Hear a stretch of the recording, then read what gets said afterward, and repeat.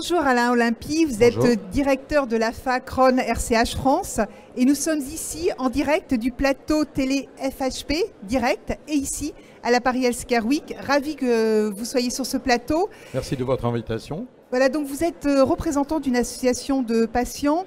Pourquoi c'est important d'avoir des représentants de patients dans le système de santé? Alors notre association, c'est l'association de malades et de proches mobilisés contre la maladie de Crohn et la rectocolite hémorragique. Ce sont deux maladies qui touchent 250 000 patients en France. Les MICI, les fameuses maladies inflammatoires chroniques de l'intestin, dont c'était la journée mondiale dimanche, le 19 mai. C'est important car tous les malades passent soit pour le diagnostic, soit pour des actes chirurgicaux, soit pour le suivi de traitements biologiques par l'hôpital ou par les cliniques. Donc c'est essentiel pour nous. Et c'est une maladie chronique. C'est une maladie chronique. C'est une maladie chronique de toute la vie. Donc c'est essentiel. L'hôpital fait partie du cheminement normal, malheureusement, de nos maladies. Justement, on voit ici sur la Paris Healthcare Week, il y a de nombreux nouveaux services à l'hôpital. Pourquoi justement pour les patients c'est mieux pour leur parcours de soins? Pourquoi ça facilite et comment leur parcours de soins face à cette maladie chronique dont on peut pour l'instant pas guérir? Alors j'ai vu, je me suis promené dans le salon pendant cette première heure et effectivement j'ai vu une amélioration constante sur l'accueil du patient, l'inscription au préalable avant l'hospitalisation. Donc il y a tout un tas de services aujourd'hui pour faciliter le cheminement du patient avant, disons, à son arrivée dans l'hôpital, mais dans son parcours de soins aussi, voire faciliter sa sortie de l'hôpital. Et puis j'ai vu aussi tout un ensemble de services aussi qui sont destinés, parce que on a entendu le président Garbi tout à l'heure. Lamine Garbi. Oui, Lamine Garbi. On n'a pas tout à fait les mêmes rêves. Nous, quand on arrive à l'hôpital, c'est vrai qu'on rêve d'hospitalité et pas d'hospitalisation. D'accueil, et donc, voilà. convivialité. Et donc, aujourd'hui, ce que je constate, c'est qu'effectivement, il y a des nouveaux services, soit de conciergerie, soit tout un tas d'objets, je pense au petit phoque tout mignon qui est sur un stand, etc. Voir il y a tout un tas de choses. Les robots, effectivement. Les robots, mais pas les mêmes, pas des robots de service, les robots qui vont vous accompagner pour vous faire du bien et pour accompagner cette hospitalité à l'hôpital ou ce bien-être à l'hôpital. Je pense que c'est essentiel aujourd'hui de faire, en tout cas, de travailler au maximum sur ce bien-être à l'hôpital. Finalement, une hospitalisation, ça devrait être comme quand on prépare un séjour de vacances, mais avec du soin.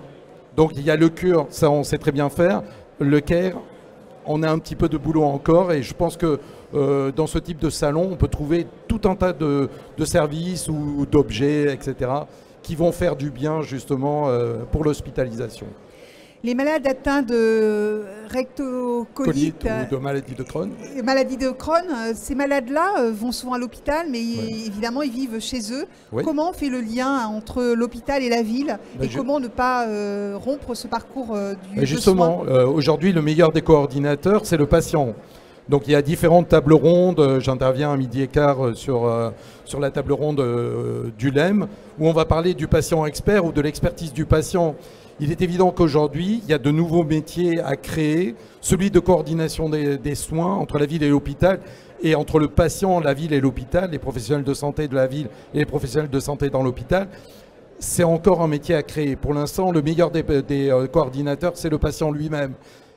Encore faut-il qu'il en soit capable et que son niveau de maladie lui permette. Donc, quand même malade, voilà, et c'est essentiel. Donc aujourd'hui, c'est vrai qu'il y a de plus en plus d'applications. On se connecte sur les sites des hôpitaux. Ça permet d'aller plus loin, de préparer son hospitalisation, de regarder les différents services, pourquoi pas de réserver un coiffeur, etc. Donc il y a plein de choses, de préparer sa sortie et de regarder les professionnels qui seront mobilisés pour la sortie. C'est encore trop rare, il y a encore des progrès et c'est toujours sur Internet, etc. Tous les patients ne sont pas capables encore de préparer ou les proches n'ont pas accès à la numérisation. Donc on a encore besoin de l'humain en plus des services de health santé, si j'ose dire, et de e-santé. À la Paris Healthcare Week, il y a aussi la présentation d'innovations, quelles qu'elles soient, dans l'organisation, les nouveaux services, mais également les innovations thérapeutiques. Vous êtes une association qui se bat pour cette inclusion des patients dans les essais cliniques, dans lesquels effectivement les hôpitaux français participent. Pourquoi c'est important d'avoir accès très tôt à cette innovation et pourquoi vous, votre rôle en tant qu'association, qu'est-ce que vous pouvez faire pour faciliter ça ? Alors déjà, les patients aujourd'hui, ils sont dès le départ de l'essai thérapeutique. C'est-à-dire qu'un certain nombre, nous sommes agréés par le ministère de la Santé pour représenter les patients. Et donc nous avons des patients qui sont présents dans les comités de protection de personnes qui donnent l'aval sur les essais thérapeutiques, par exemple. Donc dès le départ, les patients peuvent, dans les services que nous proposons dans l'association, par exemple, nous travaillons avec des industriels, mais pas que, avec des services hospitaliers. Dès le départ, dès le projet d'un essai thérapeutique, quel qu'il soit, ou d'amélioration des soins, pour étudier le circuit du patient dans le programme, enfin dans l'essai. Oui, dans l'essai clinique. Voilà, dans l'essai clinique. Temps, oui. Comment on l'informe? Est-ce qu'il n'y a pas des examens trop invasifs, trop de choses, etc. Donc on a un avis à donner, on travaille dès le départ avec les promoteurs d'essais thérapeutiques. Et ça, aujourd'hui, toutes les associations, vous avez la Ligue contre le cancer, par exemple, depuis de nombreuses années, qui travaille directement aussi avec les promoteurs d'essais thérapeutiques.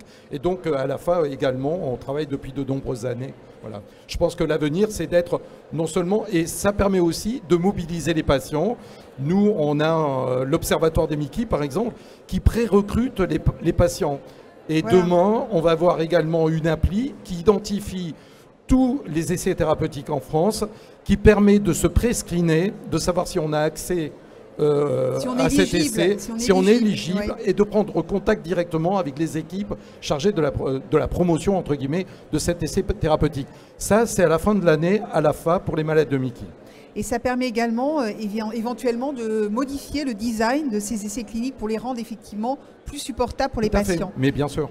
Merci beaucoup Alain Olympie. Je rappelle que vous êtes directeur de l'association l'AFA Crohn RCH France. Merci à vous.